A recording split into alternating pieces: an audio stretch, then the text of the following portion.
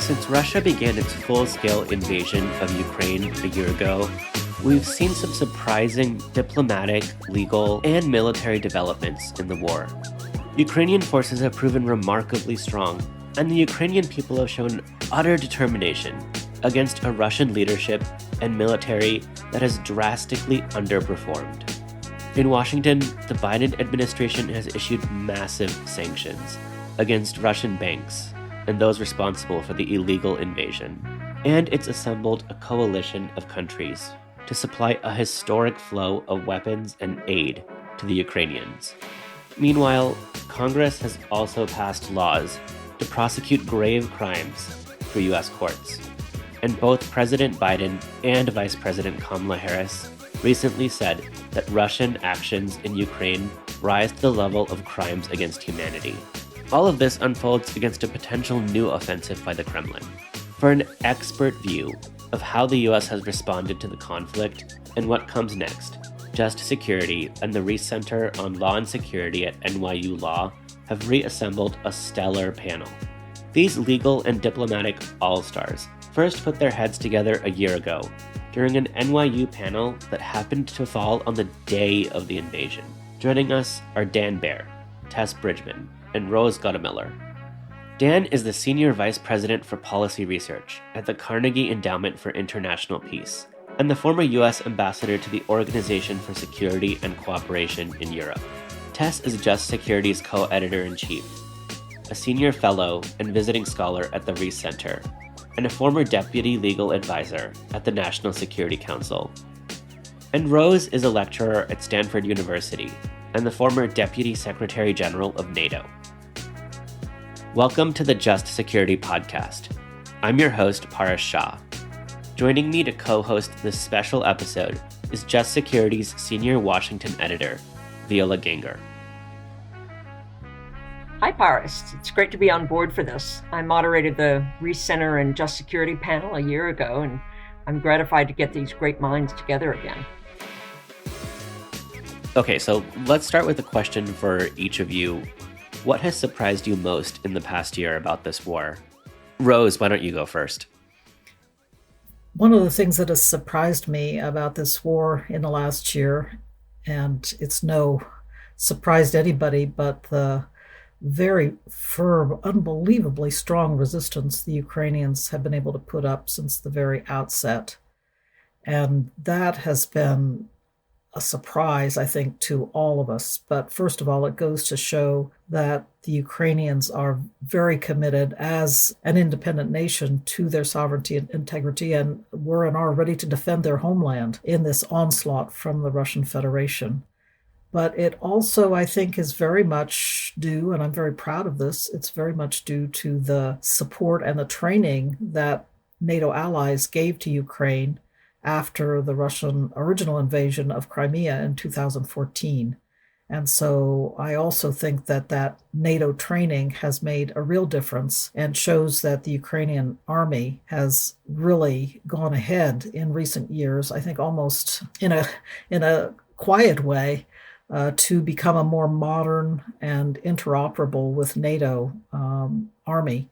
And I think that too is a very important development. But it did contribute, I think, that NATO training to the effectiveness of the Ukrainians in this life or death fight.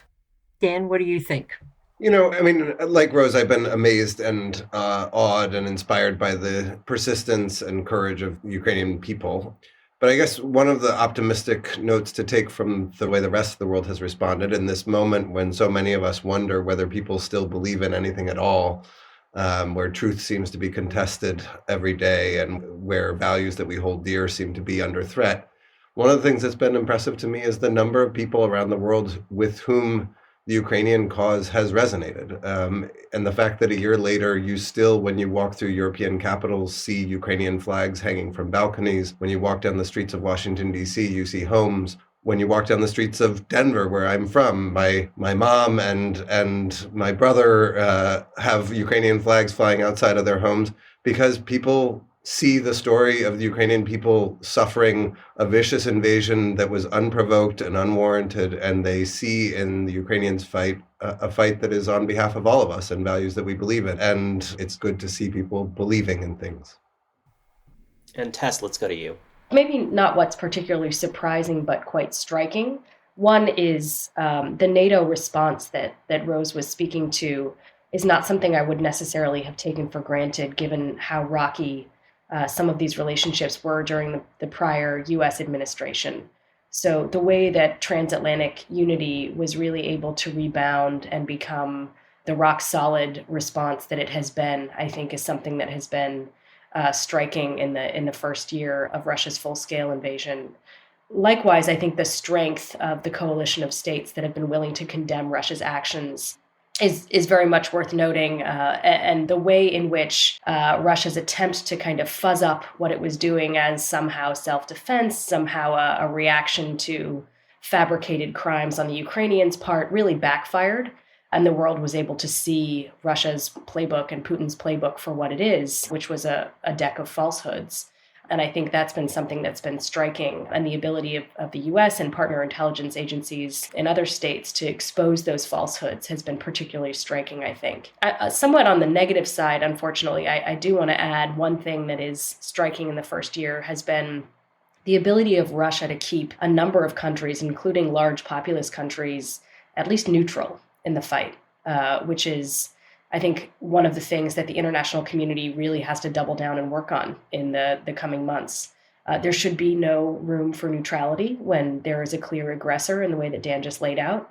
That's something that's clear under international law, and it should be clear as a matter of morality. So that's something that I think has been an issue that has been floating a little bit under the surface and really needs to be something that the international community turns its attention to going forward.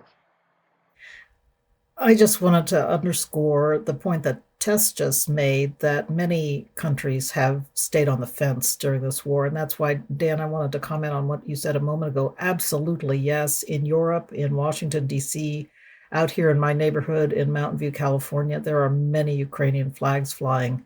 But my opinion is that Russia has won the information war in the Southern Hemisphere. And today, Russia, South Africa, and China are launching to great fanfare naval exercises off the coast of South Africa. A lot of this is street theater. I understand that. This is not going to be a major strategic partnership among the three of them. But to me, it just shows the way in which Russia has twisted the story coming out of this war in a way that is appealing to the post-colonial states in the Southern Hemisphere, in Africa and Latin America and elsewhere. They're winning the information war there. And given your experience, Dan, I wondered if you wanted to comment on that. And Tess, please jump in as well.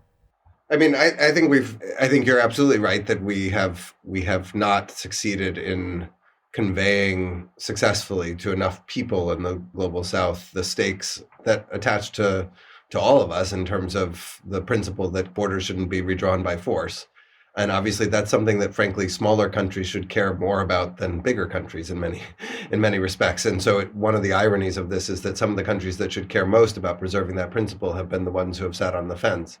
You know, over time, I guess one of the things that the entire world is reckoning with right now is a kind of post-American hegemony moment, and people don't know how to, states don't know how to process that. And so I think as American hegemony wanes, there's a lot of hedging by others. People don't want to make choices, but life is about making choices. And I think over time, the choice to stand on the side of an international system where there are rules about how borders are made and unmade, and that those rules include not being able to change them by violently aggressing your neighbors, that's a rule that benefits everyone. And I think over time, history will show that those who have not seen this situation for what it is will regret it. And I don't wish that upon any of them, but I think international law becomes more important in a world in which American hegemony can't be relied upon in every situation in every corner of the world to regulate. And I think actually the stakes are higher now for supporting an international system for everyone, for supporting an international system that is governed by the rule of law. That's really interesting. Yeah, thank you very much, all of you. Let's talk about the Biden administration's response specifically to the war. What has the Biden administration done, and has that been enough? And I'd love to hear from all of you on that as well. Dan, do you want to start us off on that one? I think we'd be remiss to not point out the fact that the president visiting Kyiv was a historic moment, and a moment of the kind of statespersonship that we have become less familiar with, perhaps, in the last generation. Even though that was a visit that will reassure the Ukrainian people, I think it also demonstrates to the American people what American leadership looks like out in the world at a time when actually there's a generation of Americans who, because of the Iraq War and other demonstrations of American power that weren't quite as unambiguously to the good, maybe need the inspiration of a moment like that where we are clearly supporting the victim of an aggressor. I think one of the things that is striking is the clear messaging, picking up exactly what you just said, Dan, that there are bedrock rules of the international system that Russia is violating here. And up to President Biden and all the way on down, they have been clear saying you cannot steal your neighbor's land by force.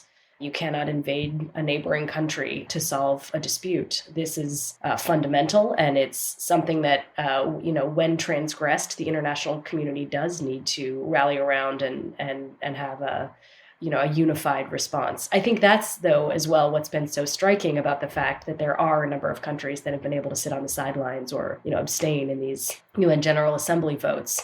But I think not for lack of the Biden administration trying to whip those votes. So I think, one of the things that they have done well is keep that messaging clear and keep the focus on the fact that we do have such, an important international rule being violated here on Russia's part.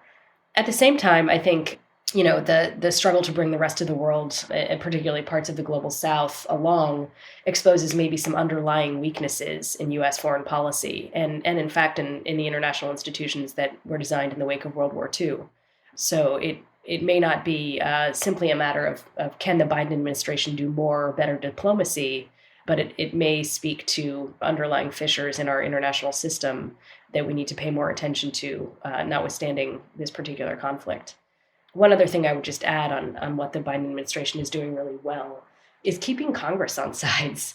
It has been impressive, the bipartisan support on the Hill so far for, appropriating to help Ukraine in its defense and for the humanitarian effort. That is not going to change anytime soon in terms of those needs. So I hope that can continue despite, the new makeup of the House. But it is, I think, thus far a success story in the first year of the Biden administration's response to Russia's full-scale invasion.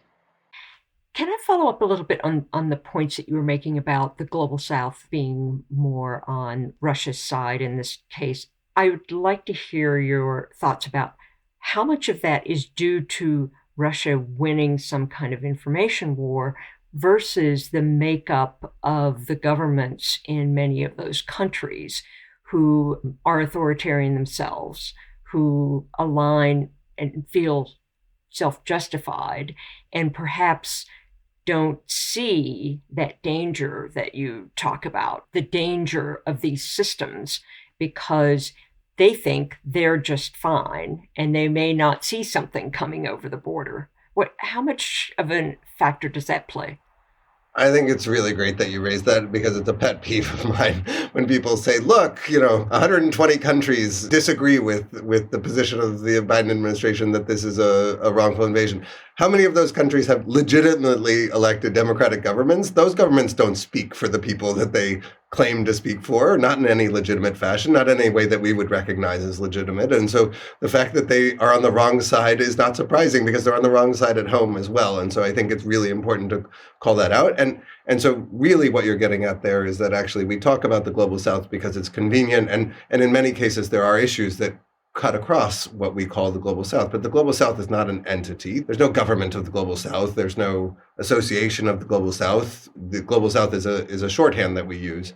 And there are different parts of the global South. And some of the in the early days of the war, the most inspiring speech that everybody was passing around was the speech by a permanent representative from a member of the Global South talking at the UN about why there were sacred principles at stake, and that even though this was a hard vote for his country to take, that they were taking the vote on principle because they understood that once you opened up redrawing borders, you were opening up the door to chaos, and that was in nobody's interest. And so, there are different voices from the Global South. I think the other piece here is that there are a large number of people for whom the war feels remote. And the same way that's also true of people in the United States of America, and certainly for many millions of people in Europe who have seen their energy prices increase as a secondary effect of this war and a secondary effect of Putin's invasion.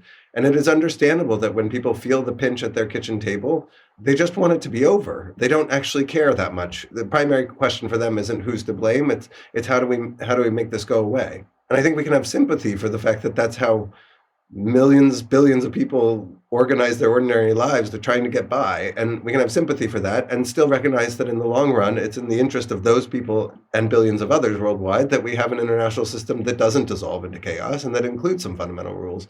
And so I totally agree with you that we can't say that just because an authoritarian regime took the wrong vote in the UN, that means all the people living under that authoritarian regime also agree with their government. They probably don't. Many of them don't. Yeah, and I think the UN representative that you were talking about who gave that inspiring speech was from Kenya, right? Rose, did you have any thoughts on that question? I think there's a myriad of factors at work here, too. There is a certain, I would say, comfort level among many leaders.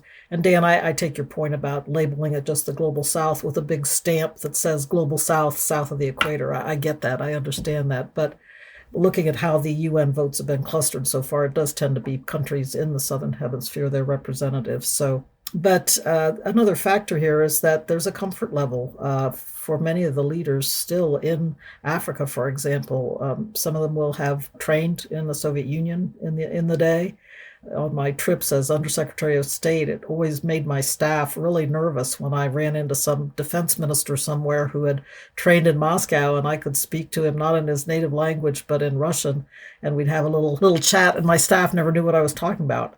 But that just goes to show it's a way of saying that for many of those governments, for many of the leaders there, the political class, they have a familiarity and I suppose a certain comfort level with Moscow, perhaps out of their time there being educated, perhaps because of the aid and assistance the Russians and Soviets rendered them in their civil wars several decades ago. The general point is that the United States is not the favorite superpower to turn to in that part of the world. And that's partially our fault because we don't spend enough time and attention, I think. We've had a rush of senior figures running off to Africa recently. I welcome it very much, but I think it's a little bit too little and too late. I want to turn to the question of nuclear weapons and the sort of fever pitch that we saw earlier in the year about potential tactical use of nuclear weapons has died down, but just this week, President Putin announced that he was suspending Russian participation in the New START treaty. That's the last remaining arms control treaty with the US. And although he's not fully withdrawing, what should we make of that? Can I jump in here? Because I know that Rose won't brag, but I have to jump in and give a little historical footnote before we jump into answering that question, which is that the person who negotiated the New START agreement is Rose Gottemoeller, and she did it over several years at the beginning of the Obama administration. And I remember the first time I met her, which was in a meeting at the NSC. She won't remember this because I was not on her level. And I can remember sitting in the back bench of this NSC meeting where she was reporting out on the latest negotiations. We were reaching the end state of the negotiations. And she gave a 20-minute long presentation without saying a single time. It was exceptionally detailed, perfectly clear. And I thought to myself, if you can ever give a presentation as good as that presentation that was just given, you should just quit your job and retire and call it a day, because that will have reached professional excellence. So the person who knows the New START treaty better than anybody is Rose Gottemoeller. And I am very curious to hear what she thinks about the implications of the suspension this week. Thank you, Dan. I am stunned. Thanks very much for that. I do, you just heard me say. But as you know, if you say in a National Security Council meeting, you're dead. So you got to make sure you don't. You lose the mic. Exactly.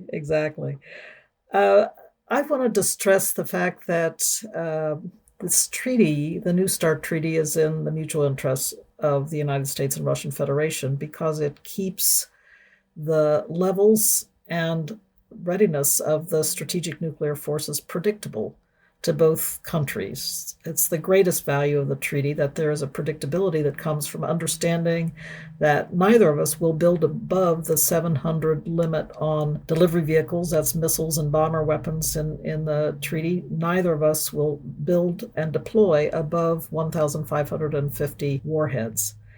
And so it is, for me, puzzling, to be honest with you, that Vladimir Putin has, it seems, decided that this treaty is no longer in the national security interest of the Russian Federation. He's ready to try to link it to his grievances over Ukraine and gain some satisfaction or leverage with regard to the point you brought up about the other conventional weapons that the United States plus its NATO allies are providing to Ukraine. So he's trying to force the United States and the NATO allies to stop their military support to Ukraine by trying to lever the New START treaty. And these two things are completely different. We have always historically emphasized that nuclear weapons are an existential threat. They could pose an extinction threat for the human race. Therefore, we have to treat them as a special threat that we keep walled off from other issues. And that's always been the case since the Cuban Missile Crisis. It's always been the case that the USSR and US, now Russia, have continued to work on strategic arms control, limitation, and reductions despite everything that is going on in the world. I like to recollect that during the 1968 to 71 period, Soviet air defense guys in Hanoi were helping the North Vietnamese shoot down American pilots.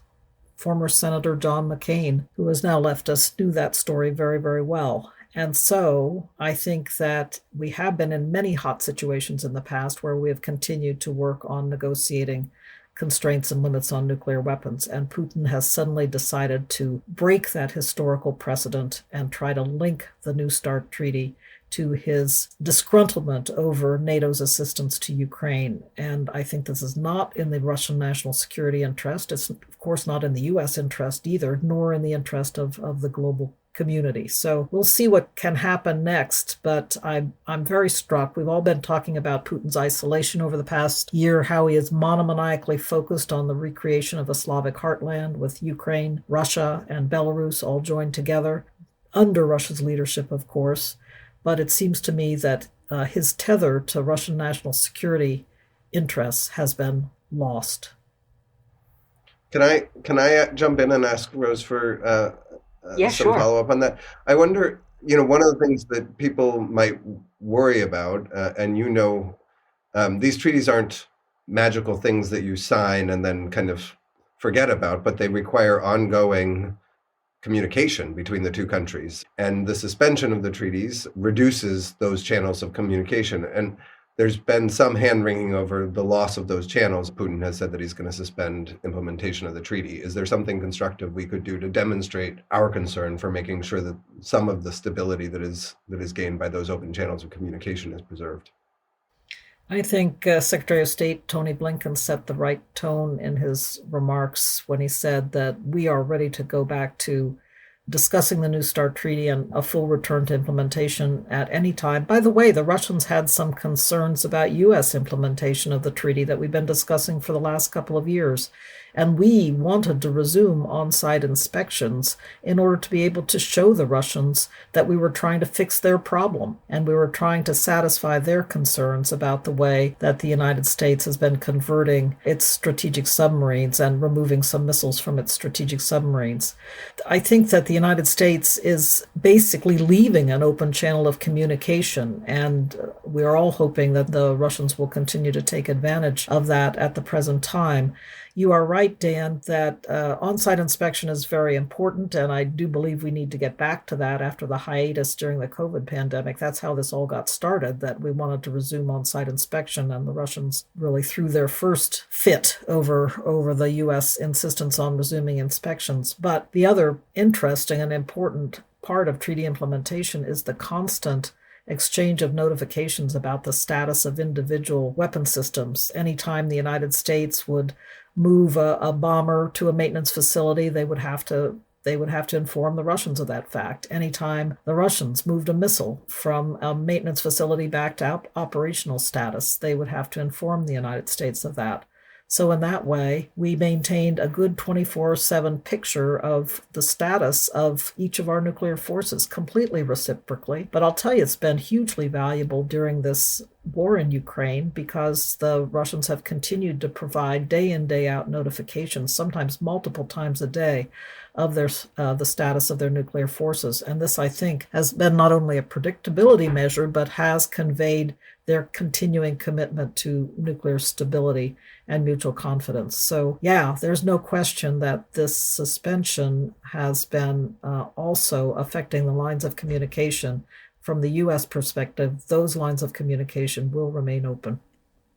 Okay, Tess, following up on that point, there's been a lot of discussion about the U.S. and its allies providing arms to Ukraine, and there's been discussion about offensive versus defensive use weapons and trying to limit provision of weapons to those that can be used on Ukrainian territory and that might not be able to reach Russia. So is there a legal distinction between offensive and defensive use weapons, or is this more of a policy preference? It's a policy distinction and a policy preference. And even I would say in the policy realm, the line can be quite blurry. When you're looking at a country taking its own territory back from an occupying power, is that troop movement, is that advance offensive or defensive in nature? From an operational point of view, it might be considered an offensive, of course. But in a legal sense, it is squarely within Ukraine's exercise of its right of self-defense against Russia's aggression. So there should be no confusion that legally Ukraine is well within its right to take offensive, do offensive maneuvers to regain its own territory. But I would even go one step further. I think sometimes what gets lost in this discussion is that Ukraine would be well within its inherent right of self-defense to undertake operations on the Russian side of the border if they're necessary and proportionate in its self-defense. And I think we would be hard-pressed to come up with a legal argument that those kinds of operations, are unlawful for any reason. So the idea that we should be limiting the types of weapons that are provided, that we should be talking about them as defensive in nature, I think that has sort of two purposes. One is to avoid a perception that what Ukraine is doing is trying to be retaliatory or somehow, as Dan alluded to in the beginning, do the kinds of things to the Russian people that the Russian military has been doing to Ukraine. But I think the bigger point is avoiding a risk of escalation. And Putin has clearly indicated his views about certain weapons systems and what their provision would mean from his perspective. And I think the United States and key allies have no desire to escalate unnecessarily and have no desire also to get ahead of the military tempo of what's actually going on the ground. I would leave it to Dan and to Rose to talk more about that and whether those fears of escalation are well placed and, whether we've drawn the appropriate lines. But I do think it's important to be clear that there is certainly no legal bar to Ukraine and whoever wants to aid Ukraine in its collective self-defense undertaking actions not only that could appear to be, quote, offensive in nature, such that they're regaining territory, but even engage in actions on the Russian side of the border, so long as they're necessary and proportionate in its self-defense. We'll just move on to a question that's been interesting to me, and I'd like to hear any of you on this, but perhaps, Dan, if you could start us off. How should the U.S. and its European partners square what seem to be conflicting ideas? One is that at some point there have to be negotiations to end this war. But on the other hand, the reality seems to be that any resolution that leaves Putin in place and Russia not militarily defeated raises the potential of Putin simply regrouping or Russia simply regrouping and starting another conflict, whether in Ukraine or somewhere else. How do we think about that? And are there any historical parallels that could be helpful? You're right. Wars end in negotiations because there has to be a cessation of the war. And those negotiations can be a ceasefire that doesn't actually resolve the political issues at the heart of the war, or they can be a genuine peace. There's nothing in theory in conflict with the idea that Russia needs to be defeated and that there will be a negotiated solution, but there aren't any really inspiring historical examples in the European context from the last century. The one that might be most apropos, actually, would be the one that Rose referenced, which is Vietnam, where the United States was not successful in achieving its war aims and left, and there was a negotiated peace. That was a case where the United States was obviously not defeated, so you can bet that Finland and Sweden would be concerned about what Russia's next moves might be under Putin if he left undefeated. But I think at this point, it's important for us to be clear about what our goals are, what we would see as success. And success would be the restoration of a free, independent, sovereign Ukraine. And yes, we would have to deal with the endurance of Putin's Russia if that meant that Putin was still in charge of Russia and that Russia remained a threat to its neighbors, which obviously in its current form, it has proved time and time again that it is. But the goal is the restoration of a free, independent, and sovereign Ukraine. And I think we have to keep that as the focus of what a satisfying end to any negotiation would be. And obviously, negotiations will not be satisfying.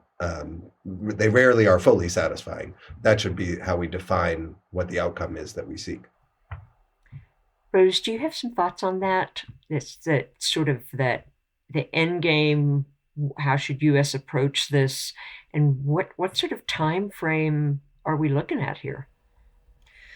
I agree with Dan that we haven't been clear enough in thinking ahead, at least publicly, and articulating what a strategy is to get to what we all want to accomplish, which is a free, independent, and secure Ukraine within its internationally recognized borders, at the same time ensuring that Russia does not descend into anarchy. And that is frankly what worries me. There's an interesting vignette from my recent time on the East Coast when a colleague said, we keep hitting at this piñata, Russia, but if it breaks, do we know what's going to come out?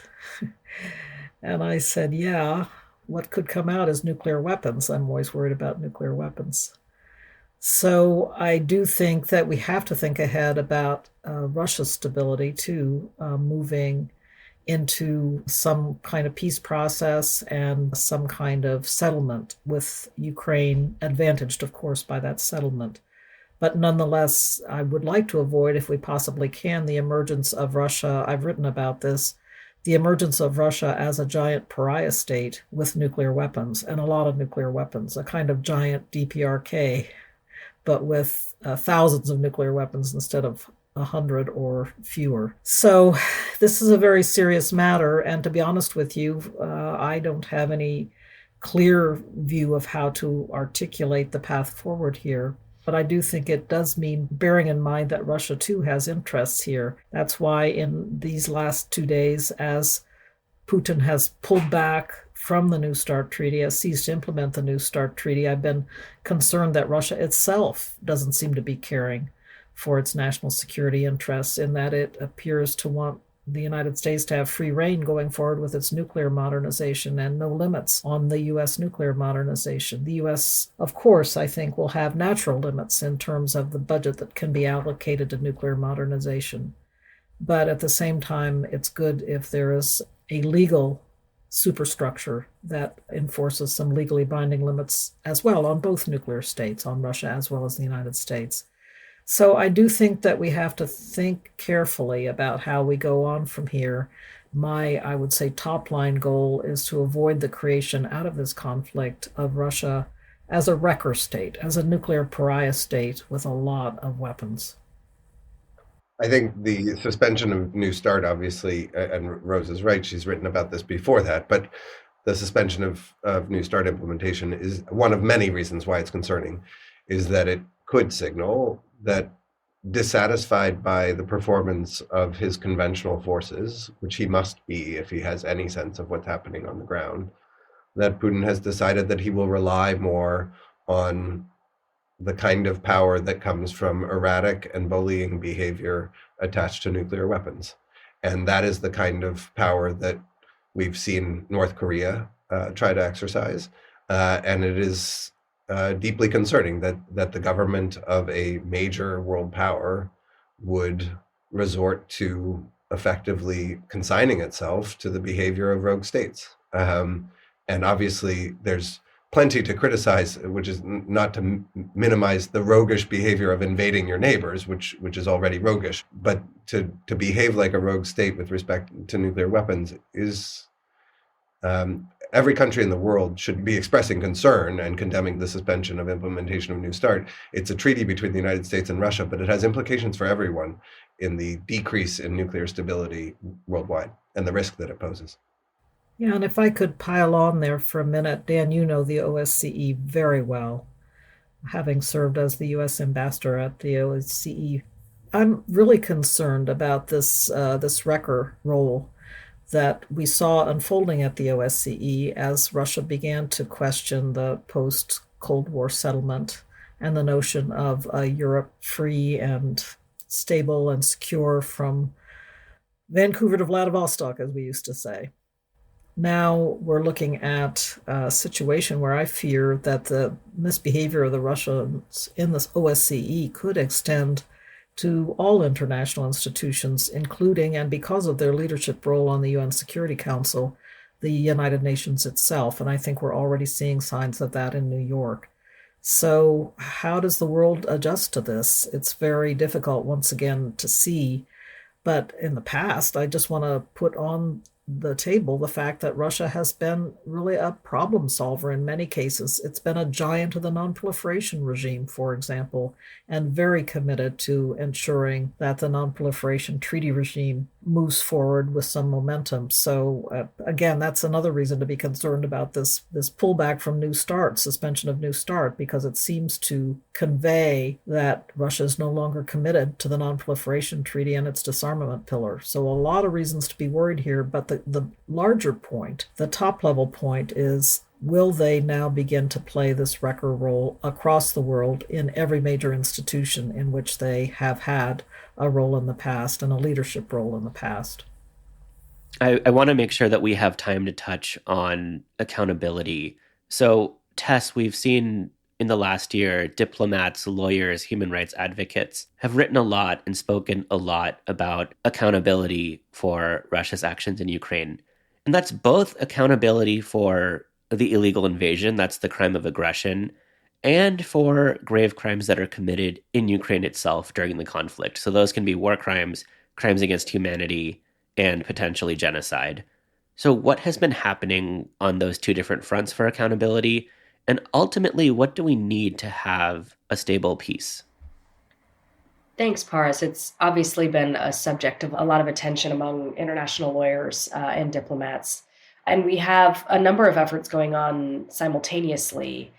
First and foremost, Ukraine's own courts have been incredibly active. So Ukraine has already secured, I think, around 25 convictions for war crimes in its own domestic criminal justice system. But the scale of the problem that they are facing in terms of investigating and prosecuting these crimes is truly astounding. I think it's something like 66,000 war crimes had been reported as of just a few weeks ago.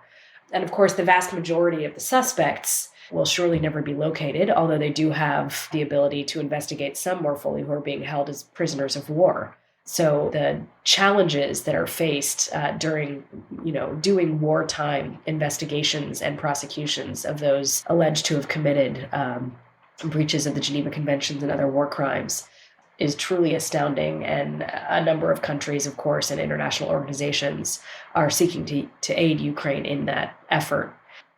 When we turn to international justice mechanisms, the International Criminal Court is the big one in this conflict. And of course, neither Russia nor Ukraine are parties to the Rome Statute, but Ukraine has accepted the jurisdiction of the court for crimes alleged on its territory, actually going back to when Russia first invaded and just prior to Russia's initial invasion, starting in the 2013 timeframe. So the ICC already has an investigation underway, and when the full-scale invasion commenced about a year ago, very quickly you saw 43 member states refer the situation, and Ukraine, of course, accept the jurisdiction of the court to cover crimes leading up to this phase of the war. Now, the ICC can try and can prosecute individuals for war crimes, crimes against humanity, but they won't be able to reach aggression. And that has to do with the unique system of jurisdiction over the crime of aggression at the ICC. So there is a debate about whether to stand up a new tribunal, whether to have an interim prosecutor's office that might be able to collect and preserve evidence and strategize about indictments that might come further down the road. I do think this debate, though, rightly needs to focus on whether those types of efforts might take resources and focus away from existing accountability mechanisms that are already in place and doing their work, including both Ukrainian courts and the ICC. And as all of our listeners will know, the U.S. relationship with the ICC in particular has been rocky, to put it mildly, in the past. And we're just beginning to turn the page, and potentially only in the Ukraine-specific way at the start, on being able to have a productive relationship with the court. And that's something that I would hate to see undermined by putting all of our focus into standing up a new tribunal, especially one where we might end up seeing empty chairs. So aggression, of course, is a leadership crime. Everyone wants to see Putin and the other top political officials in Russia who are responsible for this aggression tried for their absolutely heinous crimes that are, of course, what all of the rest of the war crimes that we're talking about have stemmed from. At the same time, will empty chairs in absentia trials really satisfy that desire for justice? Will there be a strategy to ensure as well that as we're thinking about concluding a peace, as Rose and Dan were just reflecting on, that we make sure we get the sequencing right of these endeavors? So I think that's something really important to talk about when we're thinking about international justice. And to just respond to the last question you asked, Paras, about what kinds of accountability we need. There is an effort underway, a very robust one, that the government of Ukraine is leading along with a number of allies and partners, to set up a compensation commission, which is a different kind of accountability than one a lot of international lawyers have been focused on, because criminal accountability tends to get most of the attention. But I think it's every bit as important to make sure that war victims in Ukraine get compensated and are able to have some modicum of resources provided to get their feet back under them and continue with their ordinary lives. Ukraine is going to need massive help with reconstruction, obviously. But when it comes to reparations, I think we shouldn't forget individual Ukrainians who should be able to bring claims and have those claims heard and adjudicated and hopefully receive some compensation. There are really tricky international law issues lurking there that great minds are thinking about right now. But that's a form of accountability that I think we ought to pay a lot more attention to in the coming year. That's really great. Thank you very much. We do have just a few more minutes, so I wanted to see if we can wrap up with any final thoughts you had, and perhaps if you can pick one thing that you think the United States should make a priority in the coming weeks, months, for example, what would that be? I'm going to cheat. I'll start, but I'm going to cheat because I'm going to pick up where Tess left off on the accountability point. And I appreciate what Tess laid out. And I just want to underscore, I think sometimes when speaking to a general audience, the importance of accountability can be lost because it feels, kind of as Tess said, that these things have to be sequenced. There's kind of urgent tasks to deal with on the ground. But accountability is a really essential part of moral reconstruction. And we hear a lot of talk these days about the reconstruction of Ukraine, but without accountability, there cannot be a lasting peace. And I think that's true. We've seen that from history. That's true on the level of the people who have suffered tremendous violence on the ground or have lost loved ones, and also at the international level. And so there is a proper sequence to this, but a bunch of us go around talking about the rules-based order. Well, if we really believe in that and there's no accountability ever for the crime of aggression, then we got to stop talking about this rules-based order, because if we really believe in it, we got to make that real. And that doesn't mean that we need to focus on that now, but it does mean that we can't just give it lip service. And for people on the ground, watching Ukrainian civil society and the way that they have mustered hundreds of people to learn how to collect and document evidence, to be ready to prosecute when the opportunities arise. It has been something that in the midst of war, there are volunteers doing because they understand how important that's going to be to allowing them to move forward. Reckoning with this terrible, terrible present and past is going to be essential to allowing them to move forward someday. And so this is not orthogonal to the question of how we reach peace. This is central to the question of how we reach peace. And as far as for what the Biden administration should do, I'm going to cheat there too by saying I actually think that when the history of this war, the first year of this war is written, U.S. policy will deserve really an A minus in the theory that nobody gets an A. And that is a credit to the Biden administration and its partners both in Asia and in Europe. And I think they deserve full credit for that. And the one thing I think they should focus on going forward is making sure that whatever we're doing is aimed at giving Ukraine the most latitude, the most freedom to be able to choose when it wants to sit down and negotiate and to put it in the best position possible. And I think that is one of the principles that has governed their work so far. And I think they should continue to make that a principle in the coming months. Obviously, the Russians have launched a new offensive in the last week. There will likely come another pause, I think, at the end of the summer when Putin has to conscript a whole nother round of folks. And there may be an opportunity for some sort of negotiations then. The Biden administration should be focused on making sure the Ukrainians are in as good a position as possible when a door might open. I'll just come back, Dan, and say I agree with you about accountability and its importance, but I think accountability is more than criminal justice. So my plea is to not forget about other forms of accountability, even as we're pressing ahead, both with domestic trials and international investigations and prosecutions.